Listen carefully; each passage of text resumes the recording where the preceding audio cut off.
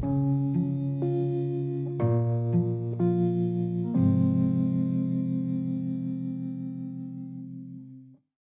to the podcast. My name is Father Bill W. I'm an Episcopal priest. I live here in Austin, Texas, and have had the gift of recovery for the past 50 years. Very grateful to a great many people who helped me all along the way. Purpose of these podcasts is to go a little bit deeper into the spirituality, the history, the psychology that underlie the 12-step journey. Also, to introduce people to the concept of two-way prayer. I encourage folks to go and visit our website. It's by that title, Two-Way Prayer. It's a form of prayer that was done in the early days of AA, came out of the Oxford group, and I'm working on a book on that thing.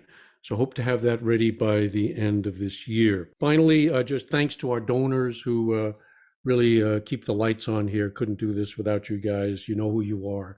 And I am extremely grateful for the help you send our way. We are doing a series now. It is titled Unshakable Foundations in Recovery. And my guest is Tyler D. from Big D, Dallas, Texas.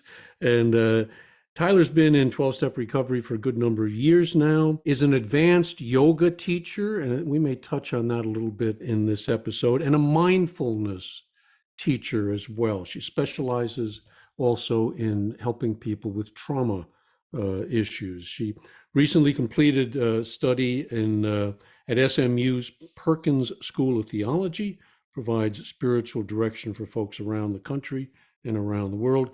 Also just got back from India, and we'll talk about that maybe next episode in some detail. I'd like to do that because we're going to talk there about meditation. And she's coming to us from California. So hard to keep track of Tyler. She just kind of, boom, off she goes. Very free spirit. And great to have you back, and hope you're enjoying this series. Yeah, thanks, Father Bill. It is a pleasure, as always, to be with you and to come here live from beautiful Malibu, California.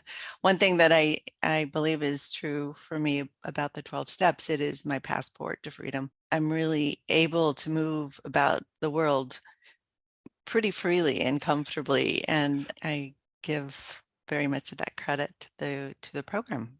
You mentioned that last time, happy, joyous, and free. And free is the last stage on that journey. And not too many people get to that lived experience, but I think, I know you have. And that's one of the reasons I wanted to have you on this series. So we're building this series around a quote from the 12 and 12. I'll read it once again because it kind of ties things together nicely, I think, for the episodes. It's Wilson writing, and he says, "There is a direct linkage among self-examination, meditation, and prayer.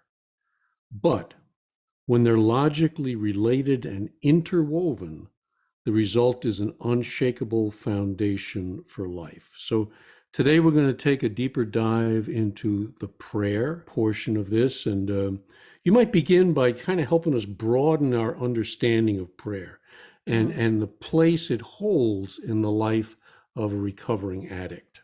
Because some people are scared of it. It's like a scare. I don't know anything about prayer. It's Well, easier than we think.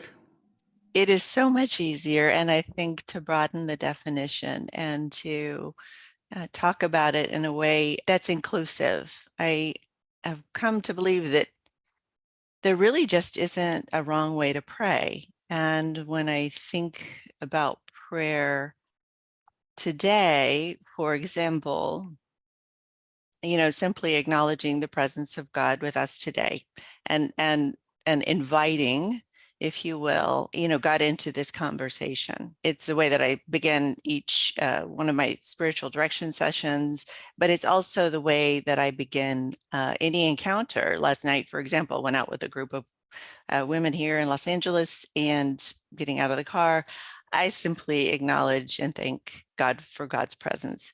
And to myself, that is a personal way that I pray, but it becomes then a prayer session as we visit today. We discuss prayer. I think just inviting the presence and acknowledging that is, Yeah. for me, life is a prayer. I mean, it Yeah. truly, everything becomes a prayer. Everything becomes holy. I think anytime that we acknowledge the presence of the God of our understanding. The book says pause when agitated, and pray. But if we do that before we're agitated, we won't get Yes. agitated as much. Yes, I think Uh, that is an ounce of prevention, right? yeah, exactly. Exactly.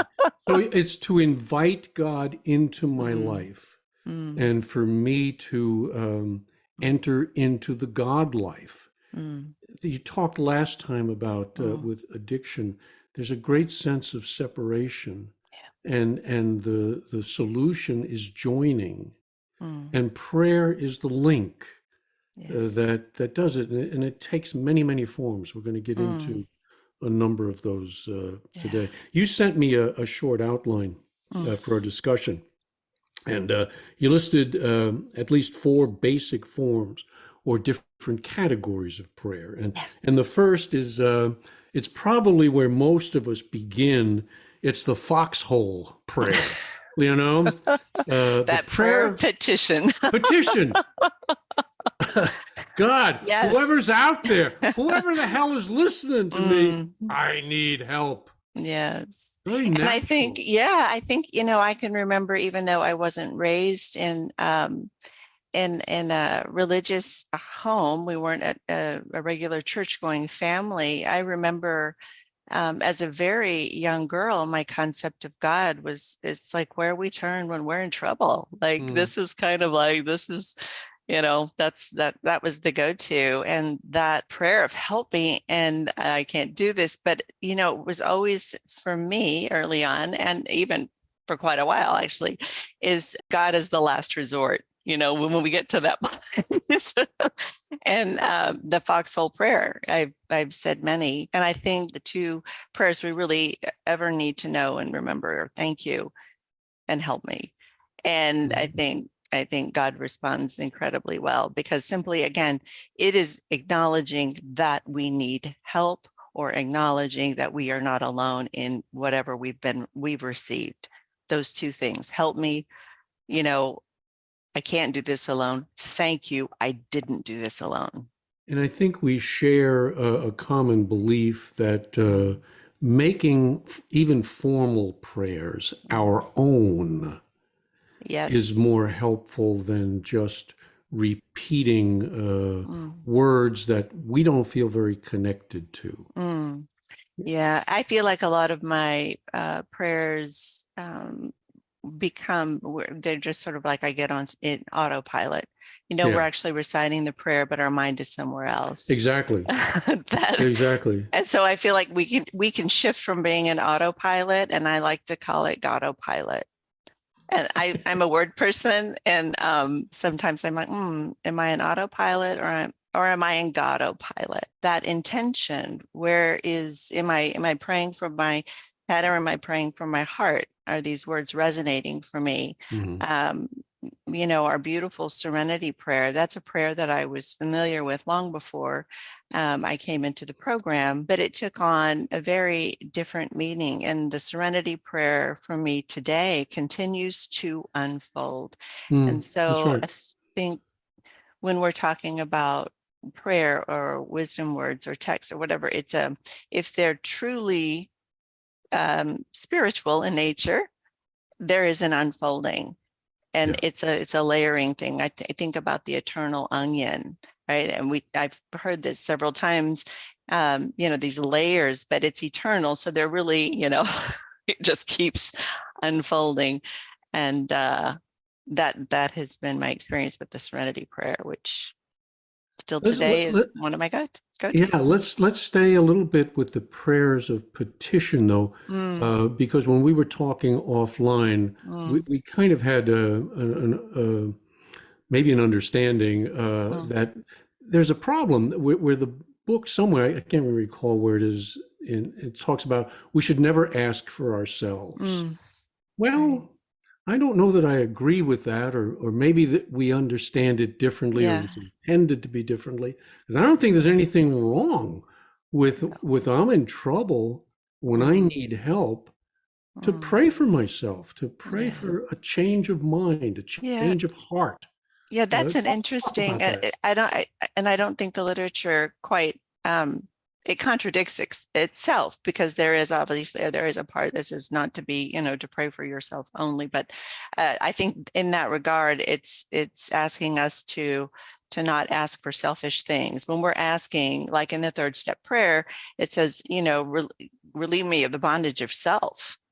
That is, for me, that line, I use that line out of that prayer more often than I'm really comfortable admitting, but, rigorous honesty here, take away my difficulties, so that victory over them. So I think it's important to pray for ourselves when, Yeah. in doing so, it is to be of service, So yeah, so it's not send others. me money, send me a car, send me. Right. Maybe that's what the idea Yeah. is That behind selfish it. prayer. Yeah. Right. So let's Mm. go on to the three others that you list.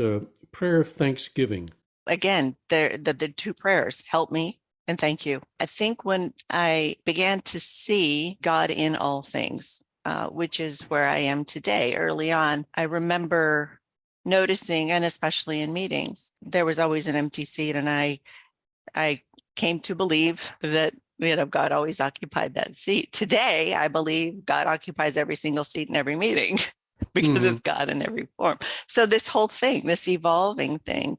And I think the more we acknowledge God, the more knowledge. I think those two sort of go together. That was sort of an epiphany for me.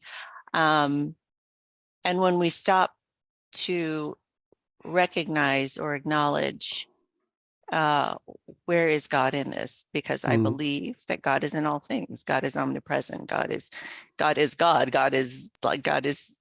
It's so that's a beautiful moment for me. Pause when agitated, or pause. This whole idea of pausing in the God pause.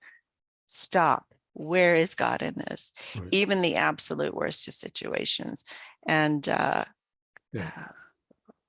and there's a lot of gratitude and thanks to be had for that once we notice. Prayers of intercession. Mm. What is that about? Praying for others, that's an interesting one for me. And again, it has evolved. I can recall, early on in my prayer life, asking God for a certain outcome for someone else. And I can also recall myself thinking that I knew what was best for that person. I know, shocking. And asking God to do that, and how that has evolved for me today is trusting that God's plan is best for that person. And really, the prayer for me is acknowledging that that person, place, or thing is in a situation where they are suffering. And the prayer is, God, I trust you to bring to whatever that thing that is needed most. And Right. so the prayer of intercession for me, in a way, is about taking myself out of, because I tend to want to fix and control and manipulate. Welcome to the club. Yeah, imagine that. So Yeah. that's how the prayer of intercession for me shows up today. And again, that hasn't always been the case. But this is the thing, we grow along these spiritual lines. Right? That's what we do. We grow. So it's wishing God's will and peace for others, and it's a letting go, isn't it? Yes, In a sense. it's a trusting, Yeah. and also in that, asking God, do with me, as you will, to build with me and to do with me. The third step prayer, I say every single morning to this day, going on almost 9 years, kneeling on the side of my bed. It's what I began doing from day one. It was suggested to me by my wise sponsor. And that beginning my day that way in a posture of honor and acknowledgement and humility works for me. And reciting that third step prayer is a way to invite God to use me. If we're praying for intercession, maybe I want to include God. And if there's some way that you want to use me in this situation, let me know what Let me that know. looks like. Yeah. Yeah. To me, that's where the two-way prayer comes in, or at least the inspiration, the intuitive thought that the book talks about, Yes. to start paying more attention. The prayer isn't just one way. There, it's reciprocal. You know, there's something Yes. coming back, and I need Yes. to pay attention to that. We And open the door and then we watch what walks through, and we have to be vigilant. I think that this whole idea of prayer and God and awareness and self-exam, it's all about awareness. It's all about paying attention. right, And the more I'm able to do that, it's so much easier. right.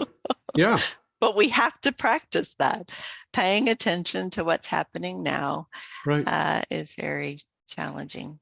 And it Last takes one some was practice. prayers of blessing and adoration. Yeah. And Some people that's may just, feel that that's beyond me. You know, that's no, leave. I mean, well, some people are going to feel that I leave that to the more professional people, but it's not, is it? no. No. So talk about it. Praise, adoration. And that to me comes and feels most naturally today, when I sense I have those moments of that oneness, and it is incredibly powerful. Ways that shows up into me, I call it my God goosies, right? I'll get this really powerful. Last night I was at a beautiful concert, and this French Lebanese trumpet player was sharing his story and playing, and in that moment, I was one with, Right. and I can't help but not praise that I was one with the trumpeter. I was one with the room. I was one with the women. I was there. I was this overwhelming. And what happens for me, the body lights up, the heart expands, and your soul and the tears flow. Praise can be a form of worship and praise, right? We can praise through song. We can praise through dance. We can praise as a community. We can praise. It is simply this acknowledging and the wonder and the joy and the awe and the everything that is so much bigger. And we can't always find words for it. Right. You That's don't have to. We don't. You don't have to. And it's probably better. It's a felt experience. Words really aren't sufficient. And sometimes we refer to those moments as spiritual experiences. Right. Some could be strong enough to be awakenings, and Yeah. that for me is sort of what praise is like. Nature can have that effect as well, Oh, can't it?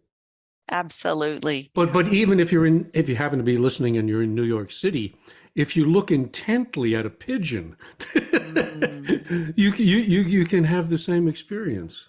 Right. And that, that we want a new pair of glasses, right? There's a wonderful speaker in the program who talks about that. And I sometimes, a prayer might be, God, give me eyes to see. Father Richard Rohr says, we don't see things as they are. We see things as we are. And I think that is profoundly true. And when I'm in a moment and I'm seeing out of my own eyes, it's a time where I can say, you know what, God, give me eyes. I think ultimately to be able to see things as they are, and in that as God intended, or continuing to move through those layers of self, right? Which are the veils of how we see, how we hear, how we interpret, how we experience life based on, the container that we're all sort of Right. in. Yeah. Yeah. I mean, Mm. my hope for this whole episode is that people come away with a different perception of prayer, that it's not this formal thing. It's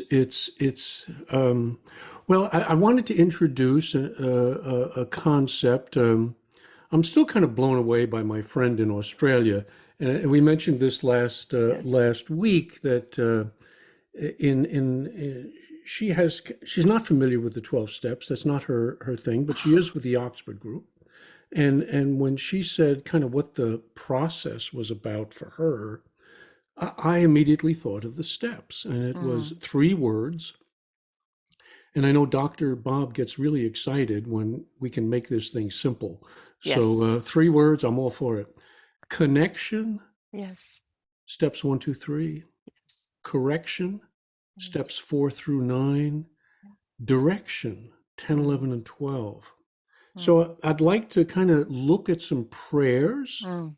that maybe relate to each of those stages or steps Mhm. in our own process. So Yeah. connection, we are disconnected. It really goes to the heart of addiction, I believe, and I think you do as well. And so Yes. finding connection Mhm. is critical, and it's a very simple 1, 2, 3. God, we complicate the hell out of those steps. It's Mm. you know, I can't, somebody else can. I'm going to allow this to happen. I'm going to ask for help. One, two, Yeah. three, done. Move Mm. on, guys. You Mm. know, Yeah. but what can help us in that transition? Mm. You mentioned the Serenity Prayer. Yes. That's a kind of the go-to, isn't it, for It, addicts? Yeah. yes, it is. And I think anytime we stop and we we acknowledge the Serenity Prayer, and I can only, early on it was a go-to, but it was also an emergency. I mean, it was like I needed that Serenity Prayer. I needed to say it multiple times a day. But even if I look back now and I think, well, gosh, that wasn't very heartfelt. That was an absolute desperation move on my Yeah. part. Um, what I also think is at the time, I mean, God knows us better than anyone. And whether we're practicing the Serenity Prayer in desperation simply because we've been told to do so, it doesn't really matter. I mean, Right. to God, God knows what we know, and God knows where we are in our journey. And even that early on, God grant me, the serenity to accept the things I cannot change, courage to change the things I can, and the wisdom to know the difference. And profound, profound, truly. It's And even the moving, longer. it's moving into a space Yes. that the ego is not familiar with, comfortable Mm. with, and yet a deeper part of ourselves Mm. is. And I think Yes. that's what's responding. I mean, it's Yes. like, I remember the first time I heard the Serenity Prayer, I was like, oh my God, what wisdom there is here. This is, and it just kind of stops you short, but we're all familiar with that. What about the second half of that prayer? That one doesn't get talked about much, and yet I find a lot of wisdom there too and help. I do as well. And I wasn't familiar with the long version until probably the end of the first year of my sobriety. Yeah. But how interesting, and I'll recite it here, and many of your listeners are probably familiar, but it says, living one day at a time, enjoying one moment at a time, accepting hardships as a pathway to peace, taking as he did the sinful world as it is, not as I would have it, trusting that he will make all things right if I surrender to his will, that I may be reasonably happy in this life and supremely happy with him forever in the next. Amen. And yeah, wow. I'm glad I hadn't heard the second half. I wasn't ready. The first half was mind blowing enough. That's awesome. But wow, how that unfolds and how that relates so well to our 12-step principles, living the one day at a time and sort of accepting, as things, and then the trusting and all of the things we surrender. And this idea of being reasonably happy, I think that's profound. It is Yeah. so fantastic because, again, going back to, because once we're joyful and free, to be reasonably happy and sort of understanding that that's just life, right? We become unattached to outcomes. We become unattached to all of, so this whole idea of being reasonably happy, yeah, it's kind of like living in serenity. That's kind of a new framework for addicts, isn't it? Oh my Reasonably goodness. happy. Goodness. We I don't want to know be about you, but I'm like, ecstatically. Well, that's right. we want big, Up or down, up or Yeah. down. We got to find our five. And that is a great line that I heard from a friend in the program through the yoga of 12-step recovery. And it sort of stuck with me. It's like, find your five. I'm a 1 to 10 girl. I go from the woe is me to the whoa is me. And I like that, my Right. two woes in life. But it's like you get to the center. You know what? I think what happens from moving where I lived most of my life down here in the woe is me and the pity party of Tyler to the woe is me, when I got on the pink cloud, but coming right to that middle Right. space. And there is no me. And that's sort of and that is a reasonably happy life. That is serenity. I had mentioned to you earlier, one of the things I invite directees to do when I'm working with them in my spiritual direction practice is, to personalize these prayers. I think that's one way of really bringing something into the heart of prayer. You go from autopilot to autopilot, make it your own. And a couple of years ago, I was, of course, reciting the Serenity Prayer for the gazillionth time, but this idea came to me because I recognized that serenity was challenging. I had asked God to grant me the serenity, and I was probably 4 or 5 years in that I was granted my prayer. And it's got watch what you wish for, because I'm like, oof, I don't know. Serenity is right at that 5, right? I don't. And so my prayer at that time became, God, grant me the serenity to accept serenity, because that's what I needed. I needed to be able to live in this reasonably happy life and accepting, life on life's terms and trusting that that was a shift for me. And the courage to change nothing. That was the second line. I needed the courage to not have to change anything, to accept where I was in the circumstances, to accept the circumstances. That is acceptance, the courage to change nothing. And then the wisdom simply to know. That's what I needed. Yeah. And that became my personal serenity prayer. And of course, ran that by my sponsor to make sure I wasn't doing anything sacrilegious at the time. Right. But she's like, I don't think God's upset about that, But yeah, how awesome we can take any prayer. The 3rd-step prayer I've made my own. Our Lord's Prayer, I make my own, and so that's something that I invite people that I get to work with to do as well. What does your 3rd-step prayer sound like? Do you have it? Do you know it? Yeah, well, of course. Okay. God, I offer myself to you to build with me and to do with me as you will. Relieve me of the bondage of self every second of every day. Okay. Take away my difficulties. And I think too, when I'm intentional about that and I personalize that, it's heartfelt. It is heartfelt. It's a shift from the head to the heart. That's it. Yeah. And I think, I don't know that God hears that any differently, but there is that part of me that feels more connected, more authentic. I'm feeling it in my body. I'm feeling it, the heart, everything is really present. All of each of these contributes to that sense of connection then that we're really searching for. And joining with. The only original thought I've ever come up with in my 50 years is this: you cannot be where God is not, but you can think you are. Yes. And that's really been helpful for me, because when I sense that my thinking is outside of God, not a part of, that's my problem.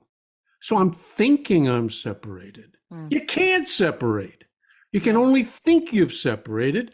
And that's why thinking's the problem. And Yes. prayer is the solution. Mhm. It Yes. leads to joining. Yes. I too had a similar intuitive thought, and this is sort of Mhm. how wisdom comes to me. And it was this: God's presence has nothing to do with my perception. Aha. Perfect. That's the same thing. It's the same thing. Hands down. And That's right. that was And it's so shorter, so powerful. that's even better. Yeah. And I was like, wow. And I just said it again. And I wish you could see, I get these like bumps on my arms, and I love that in my legs now. Well, just my Mhm. left leg. I don't know why, but I haven't figured out that one yet. Isn't it fantastic? And I think all of us can relate. And I love, just to have this conversation with you, and to invite the listeners to just, yeah, it's like sit down with someone, have a cup of hot coffee, and let's talk about how God shows up in your body. Let's talk about how spirit, I remember a story, this years and years ago. Mm, A group of counselors, I was counseling at that time, and we were going to get together mm, and share with one another, 4 or 5 of us, what our prayer life was like. And one guy, I'm telling you, he would have come if the discussion was about sex, what his sex life was like, but wow. to share what Mm, his prayer life was like mm, was such a level of intimacy. I mean, I'll never forget that. wow. And I think there's truth to that. Mm, This is probably the most mm, intimate part of ourselves. yes. That's why people I get letters Mm, all the time saying I want to join a two-way prayer group, and I mm, kind of say, well, be careful, mm. make sure you're doing this on your own. This is very private stuff, Yeah. kind of fifth step material that's going to Mm, come up, and I mm, don't know that it's going to come up in a group. It may, mm, mm. but be cautious. Yeah, and when we talk about connection, it's important. And I having that connectedness, my first sense was with my sponsor. I felt connected, and Safe talking and about safe. Yeah. it is safe. Right. And we may have discussed, find a group, find your circle. Yeah. We all need sacred spaces. We all need trusted circles. I'm so fortunate in the Enneagram world, the yoga world, the spiritual direction world, through my recovery world. I have many sacred Hmm. circles and groups where I feel very comfortable sharing freely. And it's integral. It is so important when we look at this sort of intimacy. It's into me see. That's intimacy. Yeah. Into me see. That is a vulnerable Right. and And 4 through 9, steps yeah. 4 through 9, that's where we really, I think, hit some of this Yes. vulnerability Mm, and humility. Uh, you've got some yes. prayers that you wanted to touch on here. One of them was something called the Jesus Prayer. Mm. Uh, People may or may not be familiar with that. Could you kind of give us a little background on that and Yeah, that's how a you prayer use it? that I learned about. I want to say my first year at Oh, the Perkins School of Theology in my spiritual direction. And I'll be honest, I was a little bit hesitant on that, but it kept showing up for me. So I think Cynthia Bourgeot, there was a teaching that she was doing that I sort of picked up on again, and then there was another. So when things sort of keep coming, you hmm. start to pay attention. But this prayer is quite simple, and it goes, Lord Jesus Christ, Son of God, have mercy on me, a sinner. So I have a very special relationship with Jesus. I've had an evolution in that, and the way that Jesus shows up in my life is different than others, and may not be quite as conventional or traditional. And so I was presented this prayer, and again, regardless of my relationship or my thought or my association or how I interpret that. This prayer I decided to do, I think 40 days is a great opportunity for practice. And it's also a great opportunity for trying out new prayer, for trying out a new habit, trying out a new practice. I think that Lenten season, I love that tradition. And it's always a time where I do open myself up to a new practice where I am completely dedicated. And I went through a Lenten season of Jesus prayer, and that asking, it is raw. Have mercy on me. When I think about mercy, grace is God giving us, right? These unbelievable, undeserved sort of gifts, right? This is just grace. It's grace overflowing. And I think mercy is God withholding what we actually probably deserve. So when I do something without knowing, when I'm giving grace. When I do something that I know better, and whatever consequences withheld, for me, that's what mercy looks like. And I have been given just as much mercy in my life as I have been given grace. And it's a humbling admission for me. So this prayer for me is all about admitting where I've and wronged. people should and do feel free to change it around. Yeah. A lot of people drop the sinner part. Yeah. Some people will even drop the Jesus part. Lord, have mercy on me. Yes. You know, Yes. individualize it, make it your own. Absolutely. The book that kind of talks about it a lot is The Way of a Pilgrim. It's a Russian book about a fellow who wanted to learn how do you pray without ceasing? Yeah. And the answer was the Jesus prayer. And that you say it over and over and over again. Yes. And it ain't easy, because what you're going to start to do is your mind's going to quickly start to drift. So I'm saying the prayer, but now my mind wants to go somewhere else. And it's pulling you back, saying it, saying it, saying it. And almost all of the faith traditions have something like this. Yes. You know, because that's the way our minds work. They want monkey mind, it's called. Yes. You We're know? going to touch on this big time on our next visit through Okay, meditation, because this is this mantra. So John Main did an incredible job. I love his teachings, and I still follow those teachings. But yeah, having a mantra, and the Jesus prayer is a beautiful mantra, and changing it is okay. My version is simply, Jesus Christ, Son of God, have mercy on me, a beginner. Right.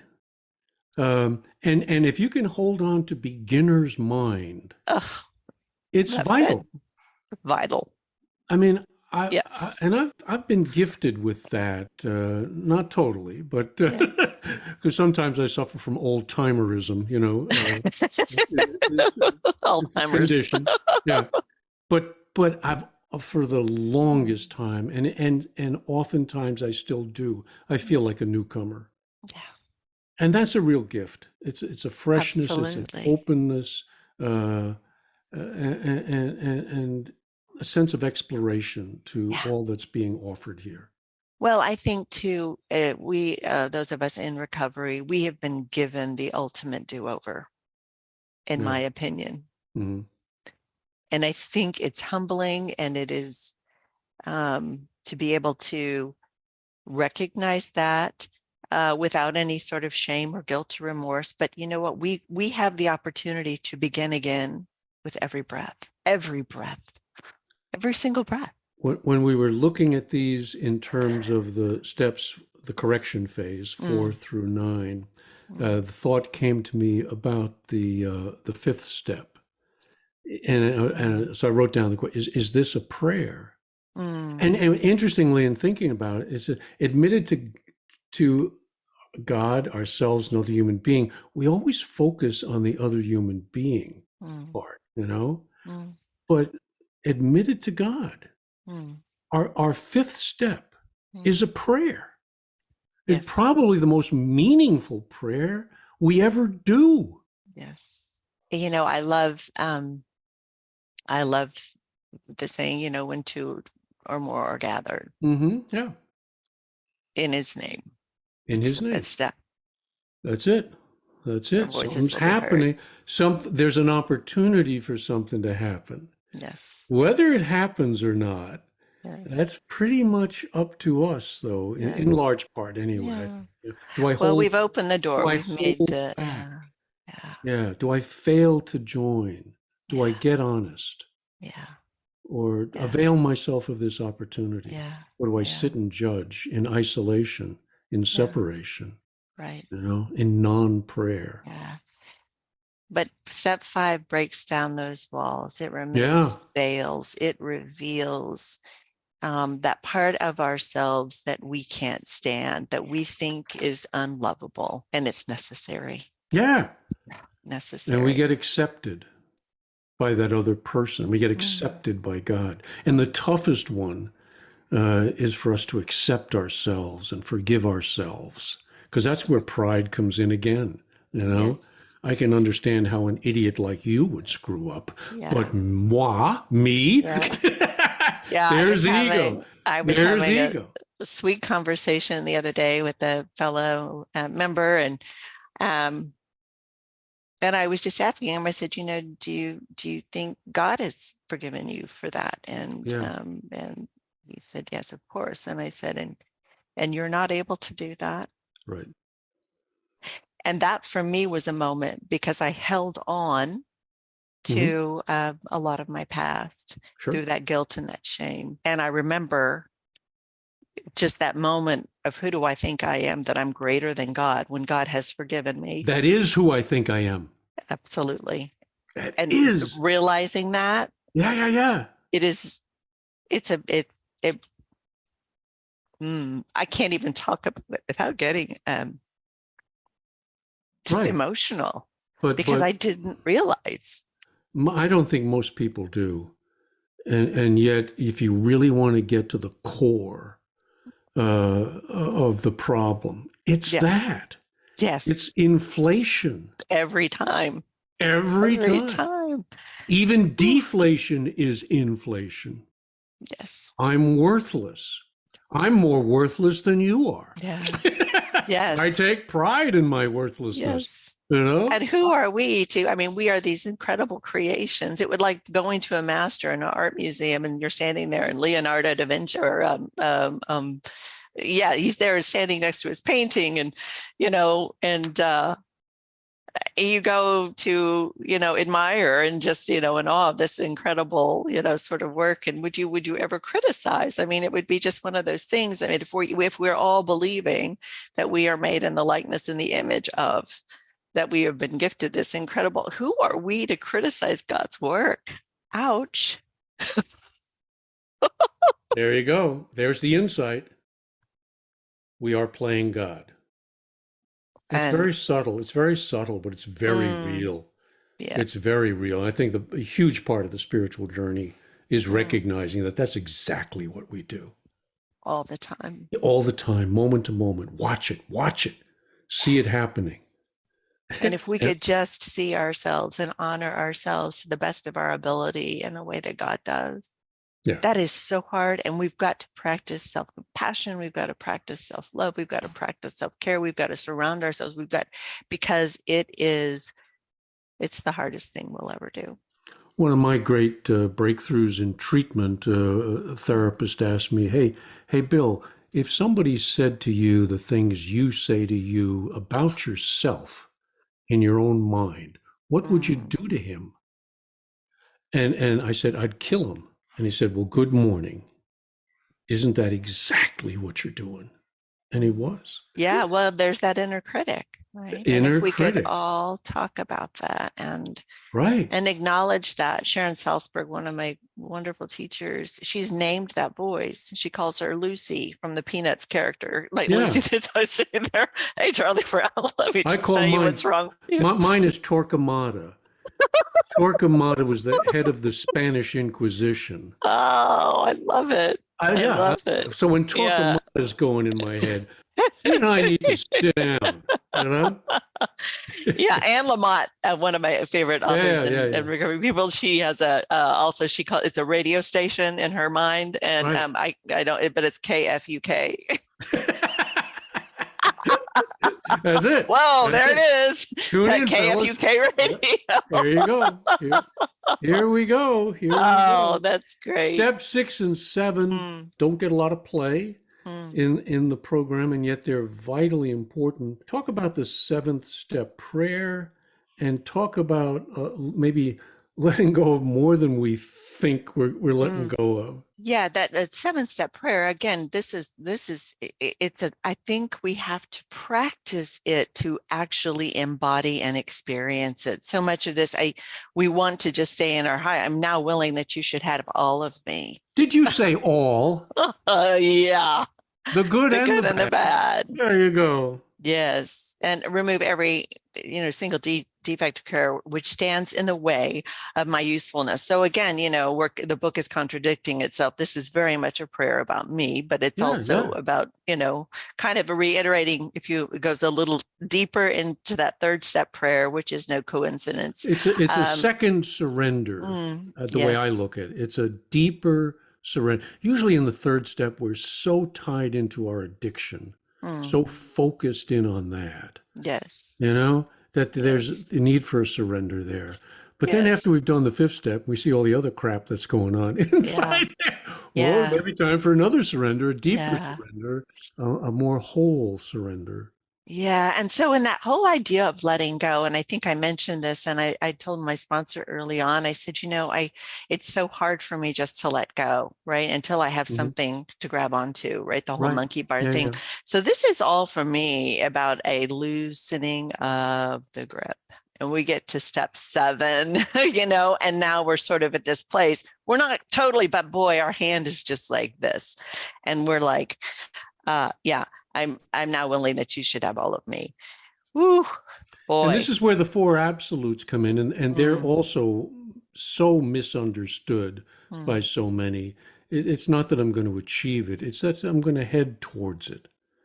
That when you're saying everything, I'm with you. It's everything. All right? Yeah. And it means getting honest, pure, unselfish, and loving. And that's who God is. Yes. And if I try to get less than that, I ain't shooting for God. Yeah. I'm shooting for Bill in a better version. There you go. It's not what it's about. Right. And my experience too is when we get into sort of these later steps and we start asking for these things, a lot of the things for me that I didn't recognize were there. So a lot of the stuff kind of popped up in a lot of different ways. I became more aware of my character defects as I asked for them to be removed, because in God's incredible intelligence and way of being, I had to see them before I could actually really see them. And so I was given ample opportunity. None of it was comfortable to actually get a really clear picture of what those were. And so that I think is part of the journey. Everybody knows the 7th step prayer, so we won't go there. But Thomas Keating has one that people may not be familiar with, the welcoming prayer. Right. So my formal meditation practice is centering prayer, and this is a version of the centering prayer that comes that Father Thomas Keating, welcoming prayer, and this is powerful, and it goes, welcome, welcome, welcome. I welcome everything that comes to me today, because I know it is for my healing. I welcome all thoughts, feelings, emotions, persons, situations, and conditions. I let go of my desire for power and control. I let go of my desire for affection, esteem, approval, and pleasure. I let go of my desire for survival and security.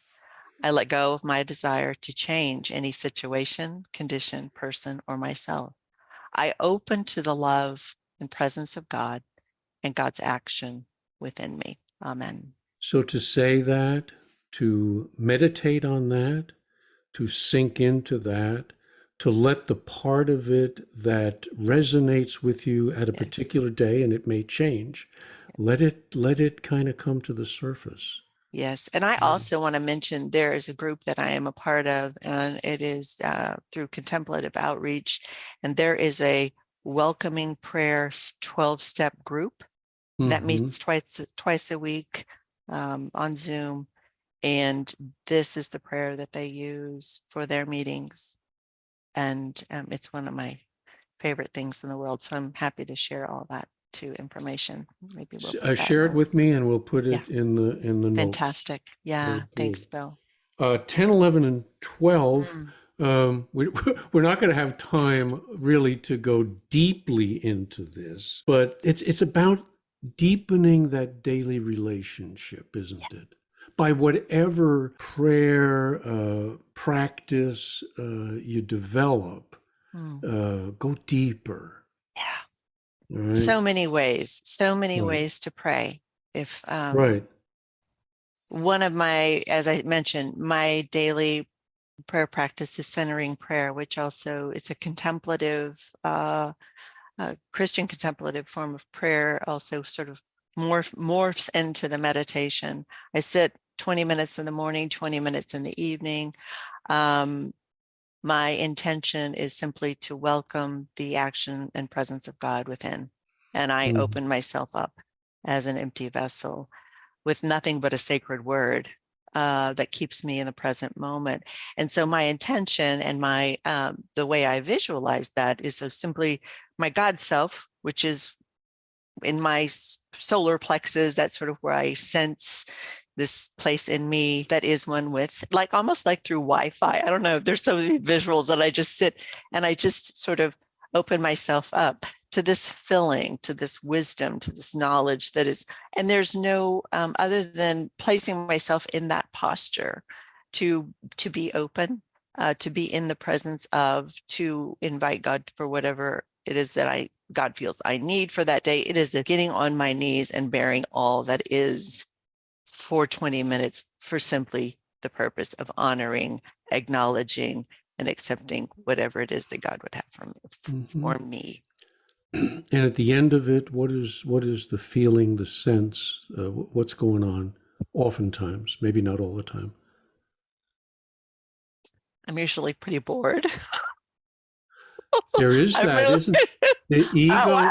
The ego loves to be entertained. My goodness. And I notice how busy my mind is and how much I want to go somewhere else and how difficult it is to sit for 20 minutes. And, all of that, all of it, and all of it belongs. Cynthia Bourgeot is also an amazing centering prayer teacher. And, but once we notice that our thought has wandered, our mind has wandered, which it does, and we recognize, and then we let go of the thought and we come back to our sacred word. That coming back, we keep coming back. Now, where have we heard that? Keep coming back, right? We keep coming back. And her teaching is that's all it takes is that nanosecond. Recognizing we've left in our own personality, ego, mind, whatever, and we simply come back to the presence. That's where the gain happens. Absolutely. If you will stay with it. Or if you say, well, the hell with this, I'm getting up and having another cup of coffee, it's not going to happen. So every day it's not about the results. Centering prayer has taught me that it's not about what I'm experiencing, what I want to, it's simply the discipline. Yeah. And the discipline based in, for me, is this the least I could do is to spend 20 minutes in the morning with God. Seriously, Tyler. You might need to call your sponsor or your spiritual director if this is an issue. So I kind of beat myself up, but not really. The St. Francis prayer, of course, what a beautiful prayer to pray on, to pray with. You can take one line of that. Again, those last few lines of the St. Francis prayer. Made it into the 12 and 12. And also St. Francis, what an amazing, just to do a little deep dive, talk about nature and communing with, and fantastic. And his connectedness was absolutely with nature. Gotta love St. Francis. Some of the other saints, I'm not so happy with those guys. Francis, you gotta love him. You just gotta love the boy. He's got a great story. He's got a great story. He was free. He was free. Yes. And all that is within us, that is chained and bound, when you see freedom in a person. Yeah. This is a program of attraction. Yes, it is. Francis had it and has it. Wonderful. Nikos Kazantzakis' book on St. Francis. I just loved it. I've read it several times. He's the author of Zorba the Greek. Yes. He just opens him up like you wouldn't believe. Recommend that book highly. Embodied prayer, yoga, walking, dancing. Yes. What's going on there? Lots of forms here, hey? Yes. I get goosebumps again. That's so crazy. So the breath prayer, early on in the Jewish tradition, in the Hebrew, their God was referred to as Yahweh. Yeah. There were no vowels, right? In that early form of language, there were no. And so it was Yahweh. And so Father Richard Rohr has a beautiful, beautiful YouTube on how that breath prayer and using simply Yahweh. And to sit like that for 5 minutes and breathe. One of my favorite breath prayers is, I'll sit for 5 minutes. I breathe in God.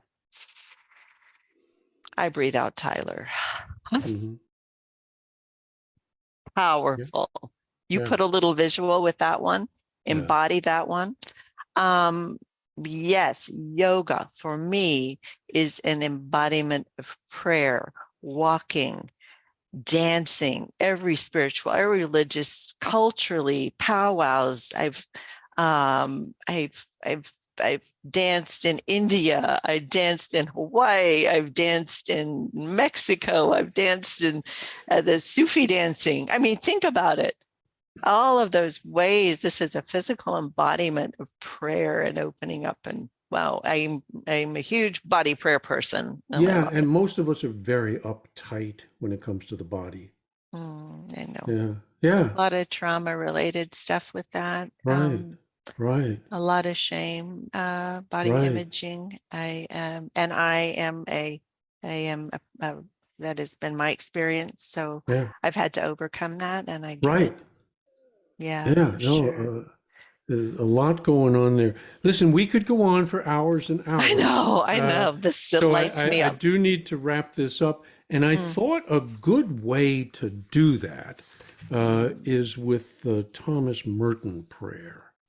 It's a beautiful prayer. Merton was a Trappist monk, kind of a free spirit, always getting in trouble with the authorities. I have to love him too. Here's his prayer. Why don't you read that for us, and maybe just a comment or two on it. Yeah. So this was, I think, maybe my second or third year sober. I read this, and again, it's one of those that kept coming back. And to this day, I still recite it, and it continues to reveal more and more to me. And this is called the Thomas Merton prayer. My Lord God, I have no idea where I'm going. I do not see the road ahead of me. I cannot know for certain where it will end, nor do I really know myself. And the fact that I think I am following your will does not mean that I am actually doing so. But I believe that the desire to please you does in fact please you. And I hope that I have done that desire in all that I am doing. I hope that I have that desire. And I know that if I do this, you will lead me by the right road, although I may know nothing about it. Therefore, will I trust you always, Though I may seem to be lost and in the shadow of death, I will not fear, for you are ever with me, and you will never leave me to face my perils alone. And there we are back to the joining, that the problem is separation, the solution is joining, and prayer can play a huge role in bridging that divide. And Yes. and for a lot of us, we have to get over our anger, maybe, our fear and trepidation, our feeling, well, I don't know how to do that, and just kind of jump in the water and get wet. So Yeah, I yeah, can only liken that whole thing for me, and maybe not all of our listeners have children, but I know for me, one of the greatest joys in my life is to get a text from one of my children and just says, "Hey, Mom, when you get a second, can you talk? I need to dance." And for those of you with children, if that's what it's like for me, I can't even imagine what that would be like for God. Mm-hmm. And may we all just take this incredible opportunity 24/7, 24/7. God, hey, do you have a second? That's prayer. Thank you. That's prayer. Yeah. Well, Tyler, this was Yeah. beautiful, and I thank you. Yes. I thank you. She's got some tears going. I love tears. It's just, when the soul gets full, the eyes leak. That's all I have to say. Yes, we all leak. We all leak. Woo, And, so good. yeah. So, and as I get older, I leak even more. So there, there you go. So listen, I thank you We're so going to much. continue that conversation We offline. will indeed. We'll be back next week, and we'll dig into meditation and maybe take some of the Yes. mystery out of that one as well. And So I'd love to share a few yeah, practices. So that would looking be. forward to that. Thanks, So thank Bill. you, Tyler. Thank you guys for listening. God bless, and do keep coming back.